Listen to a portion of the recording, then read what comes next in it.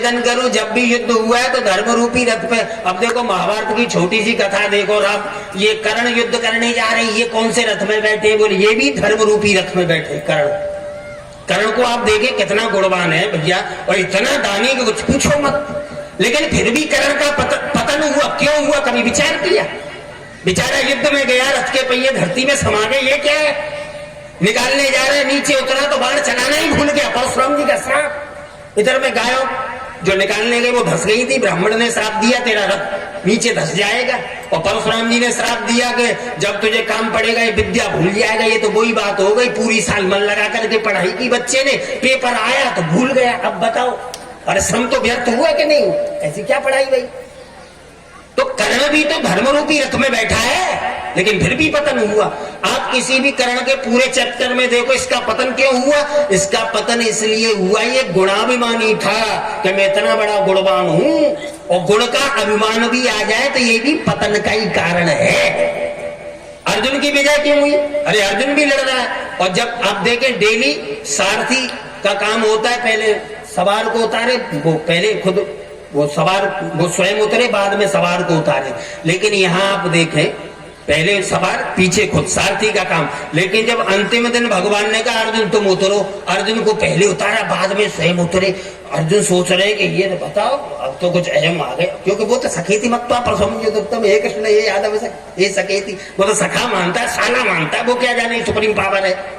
अर्जुन सोच रहा है बताओ, डेली खुद उतरता था, आज मुझे उतार रहा है पहले। अब जैसे ही अर्जुन उतरे, फिर भगवान उतरे, तो वो रथ जल के भस्म हो गया। अर्जुन बोला वाह ये भी बढ़िया रहा, अंदर होते तो जैसे आ रहा। बात समझ में आ रही है? तो इसका भाव क्या है? आप ये नहीं समझे कि गुण ही दोषों पर आक्रमण करता है। अरे दोषों का जो आक्रमण है गुण पर, वो ज्यादा पावरफुल होता है भाई। ऐसा नहीं कि अर्जुन ने कर्ण पर या इत्यादि कौरवों पर प्रहार किया, कौरवों ने अर्जुन पे नहीं किया।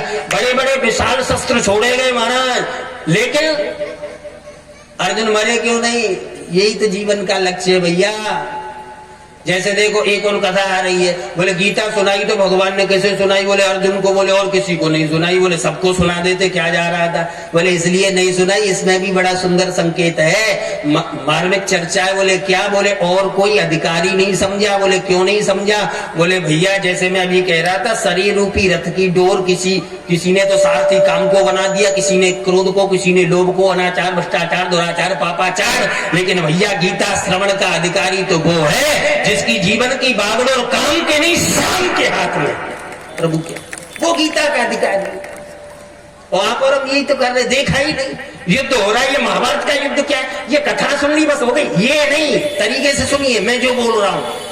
ऐसे समझो महाभारत में युद्ध हुआ, कौरव भी है, पांडव भी है, ये क्या वो हुआ होगा? अरे भैया आपके हमारे जीवन में भी महाभारत का युद्ध चल रहा है, कौरव भी है, पांडव भी है, सत्य भी है, असत्य भी है, धर्म भी है, अधर्म भी है, विनाश भी है, विकास भी है, विषमता भी है, समता भी है, विकृति भी है, संस्कृति भी है, संशय भी है, समाधान भी है, भोग भी है, योग भी है, वासना भी है, उपासना भी है, आसक्ति भी है, विरक्ति भी है। लेकिन देखना ये अपना पक्ष किधर से है। हम कौरवों के पक्ष से लड़ रहे हैं कि पांडवों के पक्ष से? कौरवों के पक्ष में बड़े बड़े योद्धा, बड़े बड़े, और पांडवों के पक्ष से निहत्ता भगवान खड़ा। विजय होगी या हार होगी वही जाने, निहत्ता खड़ा है। ये कौरव क्या है? अनाचार, पापाचार, भ्रष्टाचार, ये कौरव है। पांडव कौन है? बोले इसमें ये करुणा, ममत्व, प्रभु के प्रति अनुराग, ये पांडव है। वहां तो निहत्ता भगवान है। तो देखना ये अपना पक्ष कौरवों की तरफ से है कि पांडवों की? कहीं ऐसा तो नहीं हम अपने मित्र का गला घोंट रहे हैं और शत्रु को गले से लगा रहे हैं? अरे इतना निर्णय तो लीजिए भाई। श्री हरि।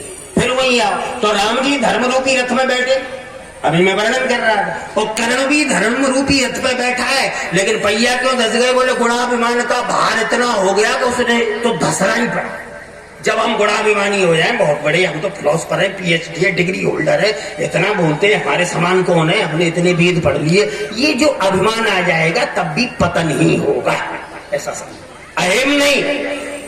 चलो और सुनो, महाराज दशरथ युद्ध करने जा रहे हैं देवताओं की तरफ से। देवताओं की तरफ से दशरथ जी युद्ध करने गए। बोले कौन से रथ में बैठे? बोले वो भी धर्म रूपी रथ में बैठे, धर्म रूपी रथ। लेकिन क्या हुआ? आप विचार करें, चर्चा तो प्रबुद्ध श्रोताएं कील निकली, लेकिन लेकर के कैसे गए? बोले केकई को साथ में उंगली लगा दी, 2 उंगली। बोले 2 वरदान जब मांगोगी तब दे दूंगा। 2 उंगली। अब एक बात बताओ, 2 उंगली ये क्या है? अरे दशरथ जी बैठे तो धर्म रूपी रथ में ही है, और धर्म रूपी रथ क्या, मैं जो अभी बोल रहा था शरीर एक रथ है, इसमें ये दशरथ जीवात्मा आप और हम यही बैठे। बोले हाँ, ग्राम मिलिया के समस्त ग्रामवासी भंडारे की व्यवस्था में पहुंचे। सरपंच का आदेश है, ग्राम में मिलिया के जितने भी समस्त ग्रामवासी हैं वो भंडार व्यवस्था में पहुंचे। जय श्री राम। श्री हरि बोले राघवेंद्र सरकार की जय। तो दशरथ जी भी धर्म रूपी रथ में बैठे, लेकिन आप देखिए धर्म रूपी रथ पर तो दशरथ जी बैठे, लेकिन रथों में एक कील ढीली रह गई। कील तो कैकेयी जी ने उंगली डाल दी। ये कील क्या है? वैराग्य रूपी कील।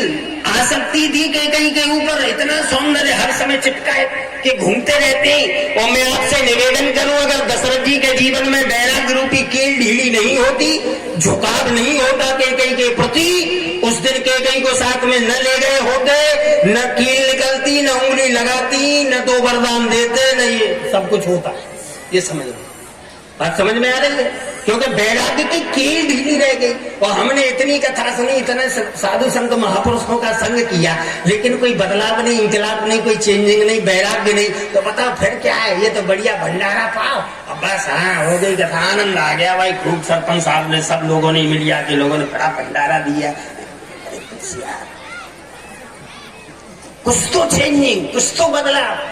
मैं आपसे एक और निवेदन करूं, सुनो, मैं ज्यादा समय नहीं ले रहा, मैं तो वैसे भी तुमको 5 मिनट में बोल लूं, मुझे कोई फायदा, मैं तो स्वयं बोलता ही रहता हूं। मेरा बोले राघवेंद्र सरकार की। एक निवेदन और करूं, एक कथा बड़ी सुंदर है, आपसे मैं निवेदन करूं, ओनली श्रवण कुमार बन के मत रहना। अब यहाँ गए वहां कथा सुनी, वहां गए वहां सुनी, बोले अष्टावक्र आ रहे, अब के जगत गुरु आ रहे, अब के फलाने आ रहे, ओनली श्रवण तक रहा। एक बात सुनना ध्यान से, सर्वश्रेष्ठ पुत्र कौन माना जाता? बहन शांति, सबसे बड़ा श्रेष्ठ पुत्र कौन है? श्रवण। श्रवण कुमार है कि नहीं? सब लोग कहते, बताओ अपने माँ बाप को कंधे पे लेके चारों तरफ घुमाया, बताओ ऐसा बेटा आजकल कहीं पैदा हो रहा है। लेकिन मैं नेगेटिव थिंकिंग से ये कथा बोल रहा हूं, बिल्कुल नेगेटिव, ध्यान से सुनना मेरी कथा। आपकी और हमारी दृष्टि में श्रवण कुमार जैसा कोई बेटा नहीं हुआ, लेकिन मैं आपसे निवेदन करूं, श्रवण के माँ बाप कहीं कथा सुनने गए, दोनों अंधी, उद्यालक ऋषि, एक जगह यज्ञ दत्त नाम आया है, हरिअनंतर कथा अनंता, जो भी रहा हो। अब ये कथा सुनने गए श्रवण के पिताजी और माताजी, कथा में कथावाचक पंडित जी ने, जो कथावाचक थे, उन्होंने तीर्थ यात्रा की महिमा का वर्णन किया कि तीर्थ यात्रा की महिमा इतनी है, लोगों को तीर्थ यात्रा करनी चाहिए। और वो सुन के आए और बेटे श्रवण से कहा, बोले बेटा हमें तीर्थ यात्रा जाना है। और श्रवण भी ओनली श्रवण तक सुना, जी पिताजी चलो, कंधे पर रखा, निकल पड़े। अब एक बात बता, ओनली सुना और लेकर के जब गए तो क्या हुआ? कथा आप सबको मालूम है, दशरथ जी ने बाण मारा, श्रवण भी गए, माँ बाप भी गए। इसका भाव क्या है? ओनली श्रवण कुमार श्रवण तक सीमित रहे, बस सुना और चल पड़े। अगर श्रवण कुमार विचार करते, मनन तक पहुंचते, श्रवण के बाद मनन करते श्रवण, और बोलते कि भाई बात तो सही है पिताजी, आप कह रहे हैं तीर्थ यात्रा का बहुत बड़ा फल है, महत्व है, लेकिन पिताजी आप आंखों से अंधे, जब कुछ दिखाई नहीं देगा तो फिर तीर्थ में जाने का फायदा ही क्या है? समझा देते, पिताजी आप बुजुर्ग गए, रास्ता चला नहीं जाता, अंगम गलितम फलितम मुंडम दसिन विहीने जातम तुंडम, दांत भी है नहीं, आंखों से दिखाई नहीं देता, तो तीर्थ यात्रा में क्या करोगे? अरे पिताजी, जितना तीर्थाटन का फल है उतना ही भगवान की कथा सुनने का फल है, उतना ही भगवत चिंतन करने का फल है। आप यही घर पे रहिए, मैं आपकी सेवा करूंगा, आप प्रभु का भजन करो, कथा सुनो। अगर श्रवण मनन तक पहुंच जाता तो ये पतन नहीं होता। बात समझ में आ रही है? बस पिताजी ने कहा कि तीर्थ यात्रा करा दे, लेके निकल पड़े। अगर ये समझाते तो न तो दशरथ जी का बाण लगता, न ये जाते। अच्छा एक बात बताओ, आप और हम तीर्थाटन करते, तीर्थ में निवास करते, क्यों करते? कि भाई भगवान का चिंतन करते हुए शरीर छोड़ेंगे, तीर्थ में सरकार की कृपा हो जाए, तीर्थ में प्रभु चिंतन करके शरीर छोड़ेंगे। और वहां उद्यालक ऋषि की मां रघुतनया दोनों, तो ये बताओ तीर्थ में जाने के बाद इन्होंने प्रभु का चिंतन करके शरीर छोड़ा कि पुत्र के वियोग में छोड़ा? पुत्र के वियोग में। और तीर्थ यात्रा में जाने के बाद भी पुत्र के वियोग में अगर दम तोड़ा जाए तो बताओ सदगति होगी क्या अधोगति होगी? बताओ, तुम ही बताओ। गीता जी कह रही है यम यम वापि शमन भावम त्यजन्ते कलेवरम तम तविद् कौन्तेय सदा तद्वा भावता तस्मात् सर्वेषु कालेषु मां मनुष्य रुद्ध च मय्या मनोबुद्धिर् मामे मे संशयम् अभ्यास योग युक्तेन चेतसानागामिना परम पुरुषं दिव्यं यात् पार्थं चिन्तयन् कविं प्राणं संसारम् अणुन्या मनुष्य विद्या सर्वधातम चिन्त रूपम आदित्य प्राणं तमसा पुरुषात् प्रयाण काले मनसा चलिना भक्त युक्तो योग बलिं चैव भूर्मुद्दे प्राणमां विश्वमक सतम परम पुरुषं दिव्यं यदक्षरो वेद विदो वदन्ति विशन्तो गीतरागा यदि छिन्नो ब्रह्मचर्यं चरन्ति तत्ते पदं सकलेन प्रवच्चे सर्वध्वाने संयम्य माता सोच रही है क्या कर रहे जैसी ठीक। तो 8वां अध्याय बोला था गीता जी का 5वें नंबर के श्लोक से। तो मेरे कहने का भाव ये है, तीर्थ यात्रा में जाने के बाद भी उद्यालक ऋषि ने अपने पुत्र का चिंतन करके शरीर छोड़ा। तो अब आप कल्पना करिए क्या मुक्त हुए? नहीं हुए। तो ओनली श्रवण तक मत रहो कि फलाने बाबा है ये भाई कथा, क्या कथा के आनंद आ गया। अरे कथा में से कुछ लेके आता तब तेरा जीवन ही आनंदमय हो जाता भले आदमी। तो कोई ना कोई चेंज नहीं। तो श्री हरि सरकार ने नाभ कुंड पीयूष बस जाके बंद किया। मतलब अज्ञान की निवृत्ति जब तक नहीं तब तक ऋते ज्ञान न मुक्ति, जब तक ज्ञान नहीं होगा तब तक मुक्ति नहीं। और श्री हरि विमान में बैठे आए और वो तो आप सुन चुके हैं, जगत गुरु महाराज ने बड़ा सुंदर वो वर्णन किया है। लेकिन मैं निवेदन करूं, जैसे ही वहां आए भैया भरत से मिले, सबसे मिले, तुलसी बाबा ने बड़ी सुंदर चौपाई लिखी, केकई जी से भी मिले। ताए प्रबोध बहुत सुख दीना, अनेकों प्रकार से प्रबोध समझाया। बोले क्या समझाया? केकई जी सहम रही है, बताओ मैंने 14 वर्ष के लिए वनवास दिया और फिर इसलिए ताए प्रबोध समझाया। माता जी अगर आप हमारे लिए वनवास नहीं मांगती तो आज हमारी ये ख्याति नहीं होती। एक चर्चा ऐसी भी मिलती है अध्यात्म रामायण में, राम जी ने माँ केकई को कहा माता जी पिताजी आए थे आपसे रुष्ट थे, पिताजी रावण वध के बाद पिताजी आए आपसे रुष्ट थे, लेकिन मैंने कह दिया आप मेरी माँ को क्षमा कर दे, तो पिताजी ने तुम्हें क्षमा कर दिया। ताई प्रबोध बहुत सुख दीना, ऐसी शिक्षा दी। उसके बाद पहले देखो, सबसे पहले कहाँ गए? केकई के भवन में गए। बोले केकई के भवन में क्यों गए भाई? बोले केकई के भवन में सरकार इसलिए गए कि जहां से वनवास हुआ है लौट के वहां तक नहीं जाओगे तो अवधि पूरी कैसे मानी जाएगी? गए भी तो केकई के भवन से ही है, तो जब तक वहां नहीं तो 14 वर्ष की अवधि का। और यहाँ कह रहे हैं, बोले क्यों गए? बोले राम जी केकई के भवन में इसलिए गए कि भैया भरत ने माँ का त्याग कर दिया है, आज भरत मेरे साथ है, अगर मैं गया नहीं गया तो भरत भी पूरे जीवन केकई के पास नहीं जाएगा, अगर मैं जा रहा हूं तो शायद पीछे पीछे आ जाए। बोलिए राघवेंद्र सरकार की, इसलिए गए। बड़ा सुंदर भाव। एक बार तो राम जी ने पूछ लिया भैया भरत से, बोले तुमने माँ को माँ कहना बंद क्यों कर दिया? क्योंकि केकई जी माँ नहीं बोलते, भरत जी माँ नहीं बोलते केकई को। मैंने कल निवेदन किया, गुरु न सस्सात, जननी न सस्सात, स्वतंत्र न सस्सात, पिता न सस्सात। वो गुरु गुरु नहीं, पिता पिता नहीं, माँ माँ नहीं, भाई भाई नहीं, जो आपको भगवान से अलग करे, विलग करे, दूर करे। तो भरत जी ने माँ का त्याग कर दिया, माँ ही नहीं बोलते। राम जी ने कहा भरत तुम माँ केकई को माँ क्यों नहीं बोलते? तुम्हें माँ बोलना चाहिए। भरत जी ने कहा सरकार आप बोल तो ठीक रहे, मुझे माँ से माँ कहना चाहिए, लेकिन मैं बोलूं या नहीं बोलूं? बोले क्यों? बोले जिसे जगत पिता माँ बोलता हो उसे भरत बोले या ना बोले। अरे आप तो बोल रहे हैं, बोले फिर भी तुझे बोलना चाहिए। भरत जी बोले मैं माँ तो बोल दूं, अगर मैंने उन्हें पुनः माँ बोलना शुरू कर दिया और माँ के जीवन में फिर इसलिए जागे आया और फिर 14 वर्ष के लिए भेज दिया, तब कोई दवा है? इसलिए ताई प्रबोध बहुत सुख दीना। लक्ष्मण जी तो केकई का पुन पुन मिले, मन कर शोभन जाए। और लक्ष्मण जी तो केकई जी से बार बार मिल रहे। बोले बार बार क्यों मिल रहे? बोले जब वनवास के समय बड़े अपशब्द कहे थे लक्ष्मण जी ने, इसलिए मानो क्षमा मांग रहे। केकई का पुन पुन मिले।